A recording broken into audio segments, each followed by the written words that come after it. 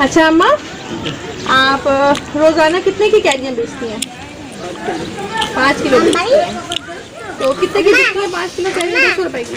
200 रुपए की बेचती हैं आप। और आपके बच्चे क्या करते हैं? गाड़ी में से बोझ उठाते हैं, काम करते हैं।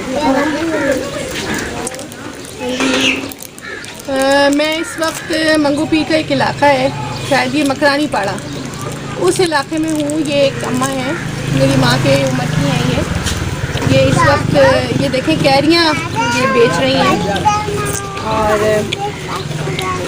तकरीबन ये 3 किलो 4 किलो रोज़ाना कैरियाँ बेचती हैं और अपने घर का गुजारा कर रही हैं। अम्मा आपके कितने बेटे हैं?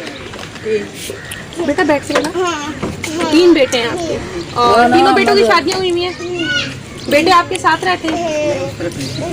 तो यहाँ आपके साथ कौन रहता है? बेटियाँ रहती हैं आपकी, ठीक है।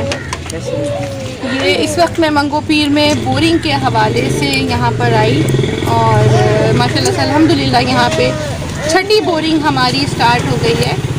और ये एक अम्मा इसी मोहल्ले की एक खातून है, मेरे साथ इस वक्त मौजूद हैं। ये कैरियाँ बेचकर अपने घर का गुजर बसर कर रही हैं। इनकी बेटियाँ इनके साथ रहती हैं। ये इंतज़ार कर रहे हैं आप लोगों का इमदाद की। और गवर्नमेंट ऑफ पाकिस्तान से, मौजूदा हुकूमत से, कराची की गवर्नमेंट से ये लोग इल्तिजा करते हैं कि यहाँ के इलाके में बहुत ज़्यादा परेशानी है। तकरीबन रोड खुदे हुए हैं, पानी की लाइनें यहाँ पर नहीं है, गैस की परेशानी यहाँ पर है, बिजली यहाँ नहीं होती। मैं इस वक्त तकरीबन 2-2.5 घंटे से यहाँ मौजूद हूँ, तो यहाँ पे बिजली नहीं है। तो अभी तकरीबन बिजली आई है यहाँ पर। इस वक्त मैं मंगो पीर के इलाके में, मैंने 6ठी बोरिंग हमारी इस वक्त स्टार्ट हुई है।